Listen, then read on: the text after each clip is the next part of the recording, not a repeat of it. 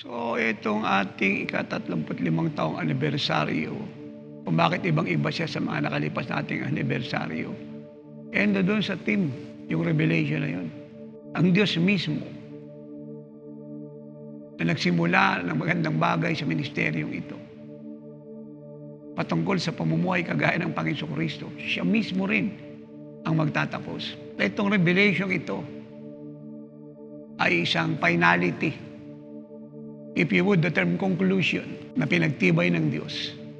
Yung lahat ng ginawa niya noon, ibinibigay niya ng malaking conclusion ngayon na patungo na sa kanyang pagtatapos.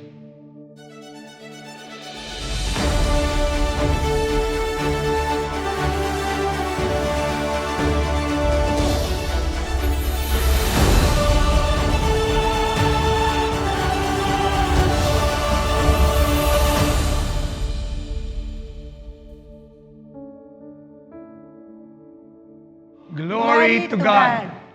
Glorious, victorious, heaven heralding, open heaven, 35 years anniversary, Living Light Jesus Church, GCIC Worldwide Ministries, finalizing the mandate.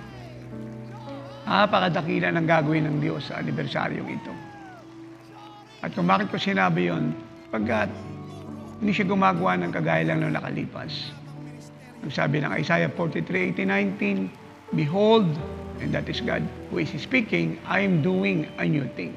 At ito pong new thing na ito ay unprecedented, grandiose, glorious, remarkable, unforgettable, and one of its kind. Alam mo, Sister Ellen, June 1988, ako'y nananalangin. So, dinalaw ako ng Panginoon sa Kristo at tinanong niya ako kung ano yung ibig ko sa buhay ko. At sinabi niya sa akin ang karangyaan, ang kasikatan, ang katanyagan. At sa kanyang kalagayan, I answered the Lord and said, Lord, wala po akong gusto. Hindi ikaw ang maging kagaya mo. At matapos ang kalooban ng Ama. At ako'y pinatungan niya ng kamay at ang sabi niya, Anak, build me a true church. Teach my people to love me, to serve me, to worship me and obey me. Teach them to be like me and present a Living Light Jesus Church in my any moment coming. At noong 1989, ay pinatayo niya ang GCI Shield Worldwide Ministries. At kung bakit nga GCI Shield yung binigay niyang pangalan upang ipaunawa sa lahat na pag ang Panginoon sa Kristo ang naging balud at kalasag ng buhay mo, ano man ang gawin ni Satanas, ay hindi siya magtatagumpay. Amen. Yun yung protection ng Panginoon sa atin 24/7. Siya yung ating bulletproof. Siya yung ating armor. Siya yung ating strong tower. Kaya sa lahat ng gusto maging matagumpay, gawin nilang shield. Ang Panginoon sa kanilang mga buhay. Praise God. Tapat nga ang Diyos at tunay nga na pinatutuhanan niya na siya ang shield natin sa mundong ito at sa ministeryo ito. Sa dami ng pinagdaanan mo natin, ay nakita ko na andyan siya lagi. Amen. Para siya ay maging shield ng buhay natin. Praise God. Maraming manggagawa sa ubasan ng Panginoon na hindi talaga nagtagumpay dahil bilang mga ngaral o mga lingkod ng Diyos na tinawag ng Diyos, hindi biro ang kanilang dadaanan. Pero pag ikaw ay lumalim at nabuhay ka na, kagaya ng Panginoon at ito'y nilakaran na natin, ang mga bagay na ito pala'y baliwala. Kaya dapat talaga kailangang makarating bawat turot aral ng Diyos na binigay ng Diyos sa iyo para sa ikakatibay at ikakatatag ng bawat naglilingkod sa kanyang ubasan. Yun eh. Noong tayo nagsisimula maglibot sa buong Pilipinas, patungo sa buong mundo, maraming mga nagtanong sa akin, ano ituturo mo? Ang dami na namin nabasang libro, dati ng seminar, conferences, marami na nagpatong ng kamay sa aming mga kapatiran sa iba't ibang bansa. Bago ba ituturo mo? Patungkol saan yun? At ang aking simpleng sagot ay isa lang. Yung biblical, authenticated Christianity. At yun ang mabuhay kagaya ng Panginoong Kristo. At pinaliwanag ko sa kanila na ang teaching na yan ay galing sa Panginoon. At yun yung turo ng buong New Testament. Mahigit na 24 na talata at kabanata sa bagong tipan na nagpapaabot na maging kagaya tayo ng Panginoong Kristo. At ang isa sa pinaka-remarkable yan ay ang 1 John 4:17, in this world. Hindi sa langit, in this world, we are like Jesus. At ito'y pinagtibay ng 1 John 2:6, pag nasa Panginoon ka na, obligado kang mabuhay kagaya niya. Sapagkat ang sabi ron ay ganito, those who are in Christ must live like Christ. Ang word na ginamit ay very strong. Must, hindi try, hindi maybe, hindi must. Ngayon ang tanong, ito ba'y attainable? Of course. Dahil kung hindi siya attainable, hindi siya ipapagawa ng Panginoon Kristo. Hindi siya i-demand ng God the Father. Ang sabi ng 1 Thessalonians 5:23-24, the God of peace sanctify your spirit, soul, and body true and true, that you may be preserved blameless up to the coming of our Lord Jesus Christ. At ang tinutukoy ang any moment rapture of the church. At ang verse 24, napakaganda. He that is God, who hold you, is faithful, and He will do it. Praise God. Amen. He will Praise do it. God. Hallelujah. So, sapat na yung salitang yun. Dahil sabi ng Numbers 23:19-20, God is not a man that He should lie. What He say, He do. What He promise, He fulfill. And He will do it. Kaya kung yung kaligtasan natin ng Diyos ang gumawa, hindi yung ating kasakdalan o pamumuhay kagaya ng Panginoon Kristo, siya rin ang gagawa. Amen. So, Hallelujah. I think walang pwede mag-question nun. Why? Because God is so powerful and nothing is too hard for Him to do. Wala siyang sinabi, hindi niya ginawa. And He will do it. Eh si Sarah, tanda-tanda, si Abraham nagkaanak. Si Sarai, si Elizabeth, tanda-tanda, nagkaanak. Ang amazing rito, si Mary virgin. Pero nag-conceive ng buhay ng anak ng Diyos sa pamamagitan ng God the Holy Spirit. Kaya napakasarap na maintindihan yung salitang, and He will do it. Amen. Napakadakila ng Diyos. Sobrang makapangyarihan siya. At kung bakit ko siya ini-stress, kasi yun yung ibinao ng Holy Spirit sa akin ng early years ko. Binigyan niya ako ng 100% assurance na ito yung mangyari at magaganap. At pagkatapos nung pinoraw niya ang revelation sa akin, experience personally as an apostle, at ito na nga ang naging bunga ng discipleship ay naging worldwide. At sinasabi ko ito upang i-prove sa lahat ang mandato ay totoo. Amen. Dahil mapapatotohanan mo lang isang bagay ay totoo pag nakita ang bunga. And God will do it. In this world, we are like Jesus. Praise God. Sa loob ng 35 years ng Jesus Our Shield, kagaya ngayon, nagbigay siya ng team. Siguro bago naman dumating yung ang team ng finalizing the mandate. So ano bang kahulugan nito? Ano bang ibig sabihin nito? Actually, sinabi mo, totoo yun. Many years ago, nilay daw niya na sa spirit ko yung bagay na yan. At itong taong ito ay inulit niya at nung nakalipas na buwan ay lalo niyang pinagtibay.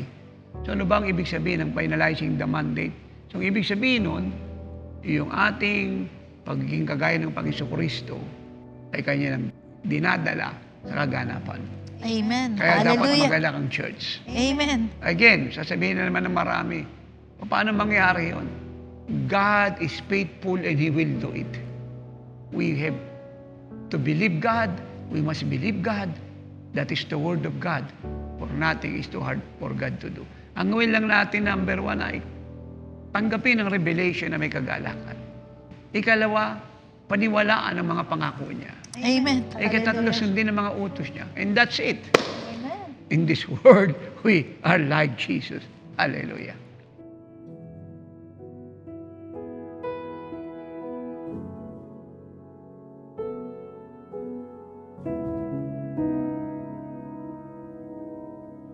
Marami sa akin nagtanong patungkol sa usapin ng paano natin napapamahalaan ang napakalaking ministeryong ito dahil dang-daang libo mga pastor ang nasa ilalim ng ating covering.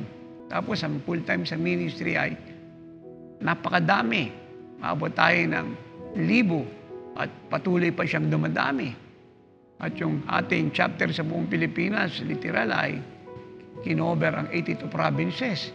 Tapos sa buong mundo ay ongoing na tayo sa 50 pataas and ever increasing. At sabi ko nga, we are one of the fastest ever growing apostolic ministry. in the face of the earth today. Amen. Hallelujah. At paano natin siya napapamahalaan?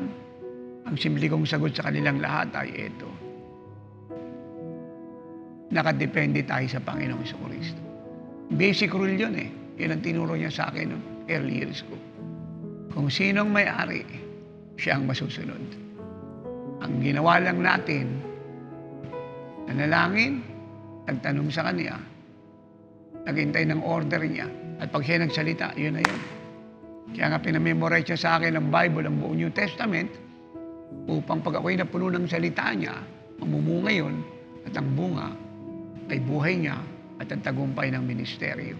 At yung walang sawang pakikinig sa Kanya, araw at gabi. At ang sabi niya, the steps of the good man, He ordered. And we are more than a good person. Not just a godly person. But a living like Jesus. Couple who is born from the heart of God. Amen. Natandaan ko nung unang tinayo yung ministeryo ito narinig ko mismo sa bibig mo na yung unang-una mong hiningi sa Panginoon, intercessors. Amen. Sa pamamagitan ng buhay mo at ng buhay ng mga intercessors, naging daan upang ang ministeryo ito'y naingatan at dumami na nakita ko naging sikreto talaga. Sa bawat nagtatanong din sa akin, anong sikreto ng man of God? Unang-una, syempre, nakita ko, minahal mo ang Diyos ng buong puso, buong espiritu at buong kaluluwa. At kasabay niyan ay minahal mo ang iyong kapwa. At talagang sabihin na natin, mahal niya kami, ang aming buong pamilya. Pero hindi to maging daan para mabawasan ang pagmamahal niya sa Panginoon at magkulang siya sa tungkulin na inatang ng Diyos sa kanyang buhay upang gampanan ang bilang apostol sa ating huling kapanahonan ito. So yung bagay na yan ay paulit-ulit kong sinasagot ng napakaraming ulit ng sobra sa mga tinatanong na hindi ako nagpapagaling, kundi ang Panginoong Jesucristo. Ay kung bakit ko siya nagagawa dahil pumayag ako na pamahalaan niya ng gustong buhay ko. So meaning to say, kinabuhay ko siya. Yung patungkol sa akin, tinanggal ko. Tinularan ko yung sinabi ng Lord sa John 10:17-18. Dahil dito, inibig ako ng Ama sapagkat ibinigay ko ang aking buhay upang kunin kong muli. Walang sino mang nag-alis dito sa akin kusa ko siyang ibinigay. May kapangyarihan ako upang ito ibigay at meron din akong kapangyarihan upang siya ay muling kunin. Tinanggap ko ang utos na ito mula sa Ama. Kaya itong 100% complete total surrender life ang key. Kasi napakahirap sumunod sa Diyos, sa Panginoong Hesus, pag hindi tayo totoong nagsuko ng buhay sa Kanya. At walang ibang kadahilanan kung bakit natin isinuko ng gusto ang ating buhay kagaya na nangyari sa akin, kundi totoong pag-ibig sa Kanya. Kaya na ako inalok niya ng lahat ng kayamanan, karangalan, kasikatan, katanyagan na meron ng mundong ito ang sagot ko, Lord, hindi ko ito kailangan. Ang gusto ko, ikaw. Ikaw. Dahil para sa akin, to have Jesus, our blessed Lord, is to have everything. Wala siya dapat alternative kapalit sa buhay natin. Kaya pag yun po ang nangyari, at yung nga ang naging buhay natin, ng signs, wonders, miracles na ginagawa ko sa buong Pilipinas, buong mundo, by millions, no? Wala po exaggeration. Na mahirap pong ipaliwanag. Yung walang mata, nagkakamata. Walang pandumi, nagkakaroon. Yung malitang kamay, humahaba. Ang patay na buhay. At isa ko nga ang pinagmamalagay, unang pinagpray kong lalagutan ng buhay, ay aking may bahay. So para sa akin pong memory, alam ko, 5 na po ang nalagutan ng buhay kasamang may bahay ko na aking po pinagpray, sila po ay niresurrect ng Panginoon o binigyan ng panibagong buhay. So meaning to say, lahat po ng klase ng himalay nakita ko. And I'm telling everybody, again and again, na wala pong ibang gumawa, kundi ang Panginoong Jesucristo. At yan ang reason kung bakit may oras ng himala. Kapag ang Diyos ng himala, ang dakilang manggagamot, ay sumasa akin, naghari sa buhay ko, at sumasa oras ng himala. At Jesus is our shield, worldwide ministries.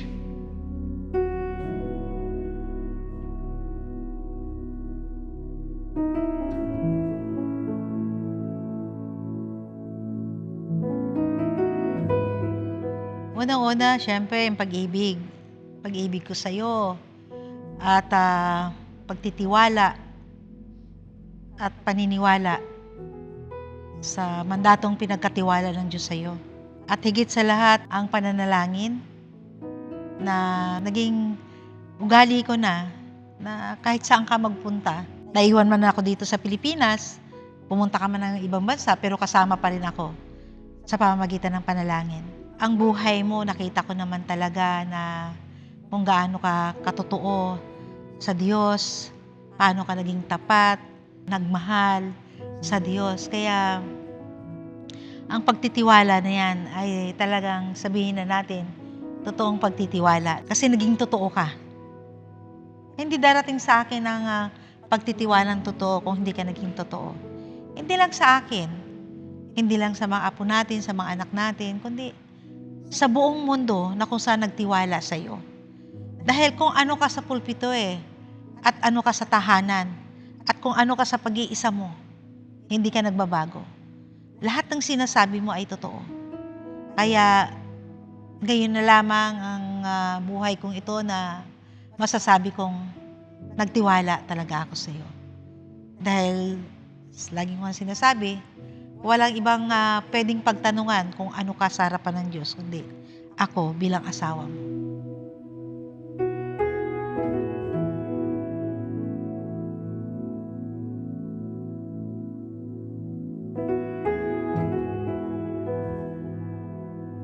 So, itong ating ika-35 taong anibersaryo, kung bakit ibang-iba siya sa mga nakalipas nating anibersaryo, doon sa team, yung revelation na yun, ang reason. Finalizing the mandate. So, ibig sabihin, ang Diyos mismo na nagsimula ng magandang bagay sa ministeryong ito, patungkol sa pamumuhay kagaya ng Panginoong Kristo, siya mismo rin ang magtatapos. Kaya for me, itong finalizing the mandate ay nagpapaabot na bago bumaba ang Panginoong Kristo, na mangyarit magaganap any moment, yung kanyang pangako that the bride, as Paul have said, like a chaste virgin in 2 Corinthians 11:2, will become like the bridegroom. Because the bride belongs to the bridegroom. Kaya itong revelation ito ay isang finality. If you would, the term conclusion na pinagtibay ng Diyos. Yung lahat ng ginawa niya noon, ibinibigay niya na malaking conclusion ngayon na patungo na sa kanyang pagtatapos. Congratulations dahil naging matagumpay ang ministeryong ito dahil sa iyong katapatan. Kaya kulang ang salitang congratulations dahil kita ko ang tataguyod mo, ang pagbibigay mo ng buhay. Muli, yung katapatan mo sa mandato na pinagkatiwala ng Diyos sa iyo. Ni minsan, hindi ka nanghina o nanghinawa. Bagkus, mula nung nag-umpisa hanggang ngayon, pataas ng pataas ang pag-ibig mo sa Panginoon at ang katapatan mo. Congratulations, woman of God, sa ating ika-35 taong anibersaryo ng Jesus Worldwide Ministries, ng Living Light Jesus Church, na may anniversary team na finalizing the mandate. Mahirap i-describe ang gagawin ng Diyos sa pagtitipong ito.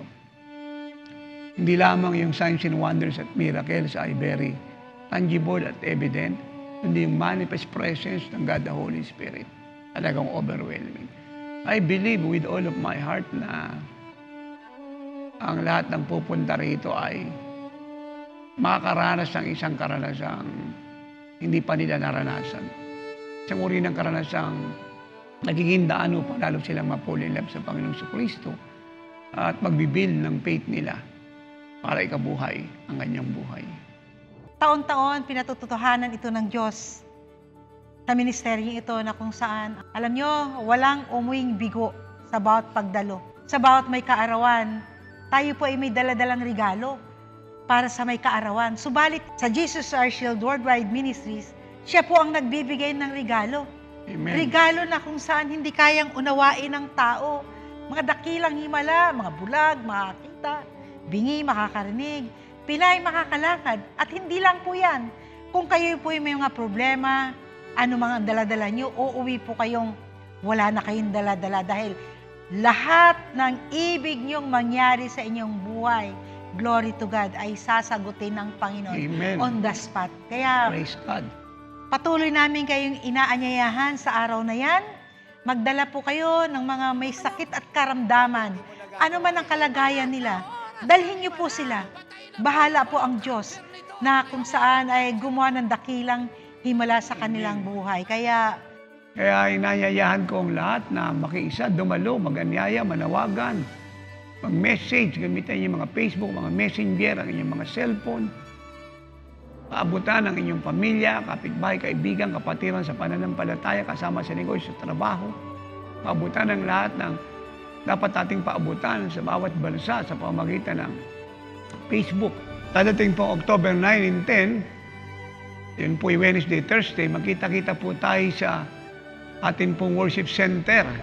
Alas 10 po ng hapon ang ating pong start sa 1069 sa Barangay Katipunan, Quezon City, Philippines. Behind Shell Station Muñoz, in front of DMCI Home Sinya Tower. And praise the Lord, sa October 13, araw po ng linggo, 4 p.m. At ito po ay sa Marikina Sports Center, 24 Sumulong Highway, Marikina City, Philippines. Dumating po tayong maaga dahil ako po ay naniniwala. At yun ang totoo, Sister Elena. Baka wala silang maupuan pag sila ay dumating ng late. totoo po yun. Kaya itong pagka-overcrowd na ito ay hindi po isang bagay na nakapagtaka. For we are living in the season of God's tremendous visitation. Ngayon pa lang po, excited na po ang aming puso. Nananabik na makita kayo ron. At isama niyo po sa inyong pananalangin. Pag-aayon o ano man pong kaya niyo. At higit po sa lahat, dumating po tayo na marami pong kasama at merong dakilang expectation. And in closing, nagaya po ng sabi ko kanina, gaano kadakila ang gagawin ng Diyos? Ito pong sabi ng Holy Spirit sa akin ngayon. 1 Corinthians 2:9 and 10. Eyes have not seen, ears have not heard, man have not conceived what God have planned and prepared in His 35 years, living like Jesus, finalizing the mandate anniversary. Yes. So be there and experience the unlimited, supernatural signs, wonders, and miracles of God. The Father God, as they go, fill their heart with excitement and expectation, and your joy be upon them. Bring them safe, secure, at salamat po sa napakagandang panahon. Bukas ang langit, walang bababa mula sa langit, kundi ang iyo pong kaluwalhati, ang hindi pa naranasan ng lahat, magmula sila po ipinanganak. Kaya ngayon pa lang po, sa may na pong karangalan, sa gagawin mo pong dakilang himala, mga bulag nakakita, ang bingi nakarinig, ang pilay ay lumakad, ang agaw buhay ay nagkaroon ng bagong buhay, ang diligtas ay naligtas, ang mga walang mata ay makakaroon ng mata, ang lahat ng creative, notable, remarkable miracles ay mangyari at magaganap. Yes. At hindi lang po yan. The Lord will perform incredible, notable, remarkable signs, wonders, and miracles. In that event, we'll go with you and will never leave you nor forsake you. Hanggang siya po'y bumaba at tayo po'y kunin sa any moment rapture of the church. So see you there in Jesus' name. And everybody say, I will be there. We will be there. Amen and amen.